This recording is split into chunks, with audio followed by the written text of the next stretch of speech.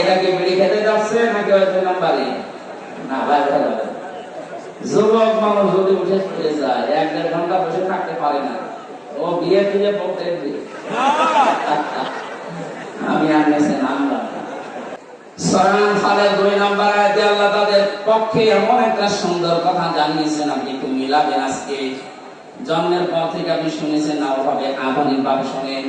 ইন্নামাল মুমিনুনা আল্লাযীনা ইযা যুকিরাল্লাহু ওয়াজিলাত কুলুবুহুম ওয়া ইযা তুলিয়াত আলাইহিম আয়াতুহু যাদাতুহুম ঈমানা ওয়া আলা রাব্বিহিম ইয়াতাওয়াক্কালুন। বলেন আল্লাহু আকবার। আল্লাহ পাক বলেন আমার দৃষ্টিতে, কার দৃষ্টি? আল্লাহর দৃষ্টি। আরো জোরে বলেন আল্লাহ। আপনি নিজের সাথে বাদ মিলাবেন। খুলনা বিভাগের মানুষেরা আমরা নিজেদেরকে সবচেয়ে বেশি ভালোবাসি অন্যান্য বিভাগের চাইতে, কারণ এই বিভাগে আমার জন্ম। আমি খুলনার নিজেদেরকে বাইরে যখন জেলাতে যাই, বাইরের দেশগুলোতে, বাড়ি কোথায় হয়তো কুষ্টিয়া, চুয়াডাঙ্গা, আমি মেহেরপুর বলে চিনি না, খুলনা বলা লাগে। আমি আপনাদের সন্তান হিসাবে ভালোবাসা আপনাদের উপরে বেশি আছে, এই দাবি নিয়ে বলছি। আমি চাই না আপনি জাহান্নামী হয়ে যান। আপনি মিলান তো আল্লাহর দৃষ্টিতে মুমিন তারা যাদের সামনে আল্লাহর নামগুলো উচ্চারণ হলে তাদের কলিজা কেঁপে ওঠে। ভয়ঙ্কর কাজ করেছে আপনার জেলার এখানে বাড়ি। আমি নাম শুনেছিলাম রিমান্ডে থাকাকালীন ইমরান হোসেন ইমন, নাম শেখ ইমরান হোসেন ইমন। এই মানুষটা যাদেরকে নিয়ে আসতো অফিসার হিসাবে, তারা আল্লাহ পর্যন্ত ভুল করতো। নাউজুবিল্লাহ। এটা হাকিস সাহেবের বড় ছেলে দেখলাম, ডাক্তার শেখ মহিউদ্দিন সাহেব সাহেব বিয়ে করেছেন, হারাম কাজ করেছেন না। বলেন না। কোরআনে কারিমে তো আল্লাহ 2 2 3 3 4 4 নাম দিয়েছে, যে 4টা পর্যন্ত বিবাহ করতে পারো। তোমার সামর্থ্য আছে শারীরিক এবং অর্থনৈতিক, উনি যদি ইনসাফ কায়েম করতে পারে তো ভালো কাজ করেছে। কথা বলে না কেন? আরো উদ্বুদ্ধ করবে কিনা, আরো ধন্যবাদ জানাবে।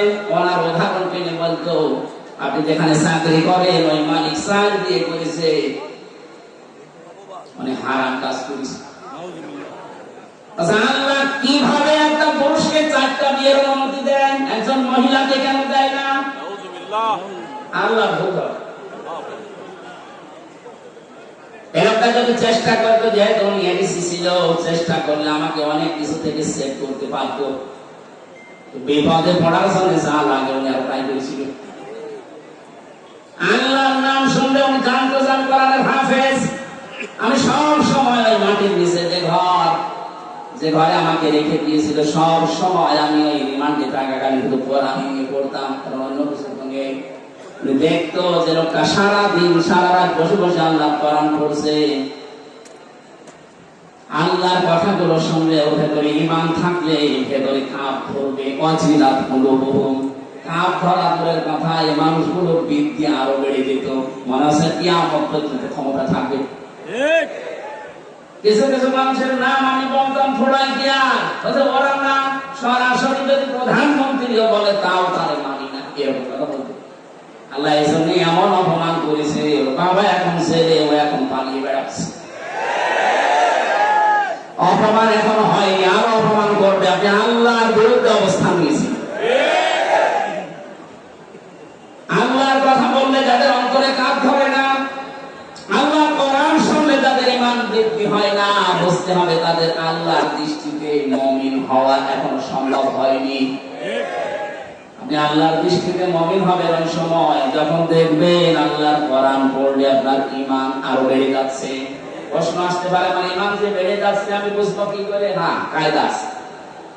সূরা মাইদা 7 নম্বর পারার 1ম নম্বর পৃষ্ঠার 1ম নম্বর লাইনের 73 নম্বর আয়াতে আছে, ওয়াইদা সামিউ মা উনসিলা ইলার রাসূলি তারা আ'য়ুনাহুম তাফিদু মিনাদ দামি মিম্মা আরাফু মিনাল হক।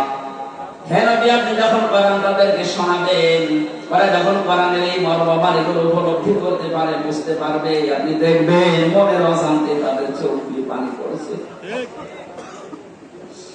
এখানে যারা বসে আছে লক্ষাধিক মানুষ, আমরা সবার চোখে পানি আসবে না। আজকে আরো শোনার পরে দেখবেন কিছু মানুষের চোখ দিয়ে মনের অশান্তি পানি পড়ছে। বাড়ি যাওয়ার আগে তারা সিদ্ধান্ত নিয়ে যাবে, আজকে থেকে আল্লাহ ছাড়া কারো উপরে ভরসা করবো না।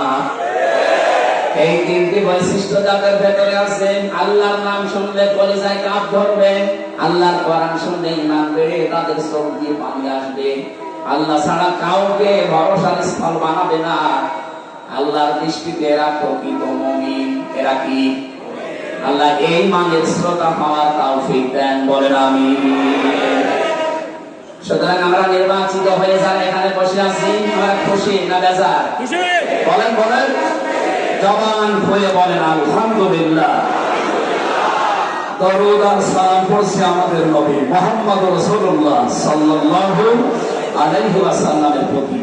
আমার আজকের তেলাওয়াতকৃত আয়াত আপনারা দেখেছেন, একটা পরিচিত আয়াত পড়েছি, অনেকের কাছে এটা মুখস্থ আছে। সূরা আরাফ আয়াত নাম্বার 179, একটা মাত্র আয়াত পড়েছি। বিশ্বনবীর লক্ষ কোটি হাদিস থেকে মাত্র একটা হাদিসের অর্ধেক পড়েছি। আমরা এই বইটার সামনে নিয়ে কিছু কথা আপনাদের সামনে বলবো। আল্লাহ যেন আমাকে তৌফিক দেন, আপনাদের ধৈর্য দেন, বলেন আমিন। এটা কি বিড়ি খেতে যাচ্ছে নাকি ওই 2 নম্বরে?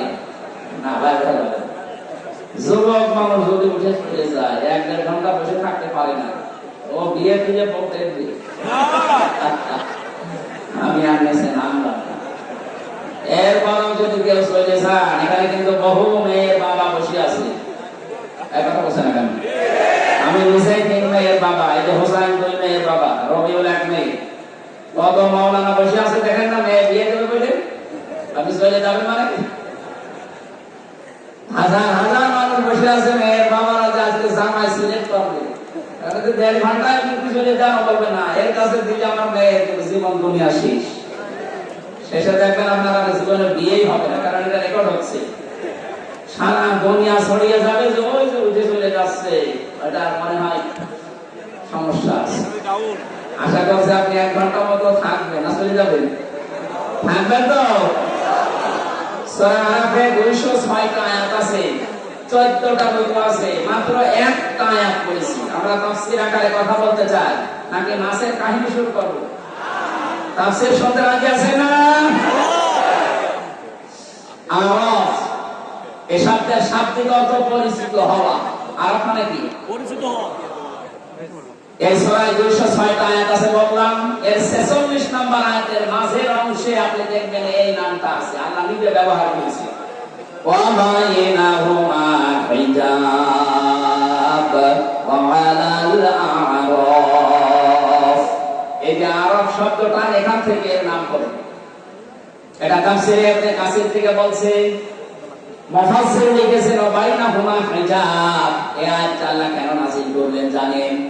নবীজি ব্যাখ্যায় বলছিলেন, কিয়ামতের দিন আল্লাহ বিশাল একটা প্রাচীর বানাবেন জান্নাত জাহান্নামের মাঝে। কিছু মানুষ ওখানে দাঁড় করিয়ে দেবেন, এদেরকে আল্লাহ জাহান্নামেও দেবে না, জান্নাতেও দেবে না। সাহাবী প্রশ্ন করলেন হযরত আবু যর রাদিয়াল্লাহু তাআলা আনহু, হে নবী, এরা জান্নাতে যাবে না, তার কারণ কি? বিশ্বনবী জানিয়েছেন এরা জান্নাতে যাবে না এই কারণে মানুষগুলোর সব কাজ দুনিয়ায় ভালো ছিল, শুধু মা বাবার সাথে খারাপ আচরণ করত। এরকম আল্লাহর ওলি এখানে বসে নেই। কথা বলেন, আপনার পায়ে ধরে বলছি, আপনি এখনই সুতরাং এখন থামেন। তামাম দুনিয়া ভর্তি নেকি নিয়ে আপনি হাসির হবেন কিয়ামতে, কিন্তু মা বাবার মনে যদি বৈধ কোনো কারণে কষ্ট দিয়ে থাকে, আপনি লিখে নিতে পারেন, জান্নাত পাবেন না। নবীজি জানিয়েছেন, হমা জান্নাতুকা হমা নারুকা, মা বাপ তোর জান্নাত, মা বাপ তোর জাহান্নাম। সুতরাং আমাদের আমল যদি কাজ যদি এরকম কারো থেকে থাকে, সেজন্য এক্ষুনি পাল্টিয়ে যায়। কথা বলে দেখেন। আর আমি যতদূর লেখাপড়া করেছি, আমি বাস্তবতা যতটুকু দেখছি, আমার বয়স অল্প আপনাদের চাইতে, আমার এখন 33 বছর, কিন্তু বাস্তব অভিজ্ঞতা আপনাদের অনেকের চাইতে আমার বেশি আছে। আমার মতো ঘোরাঘুরি আমার মুরব্বী জীবনে করেনি। আমি যত জায়গায় গেছি বাংলাদেশ সহ বিশ্বের মুরব্বী এত বছর বয়স মনে হয় পুজারের নামও শোনেননি।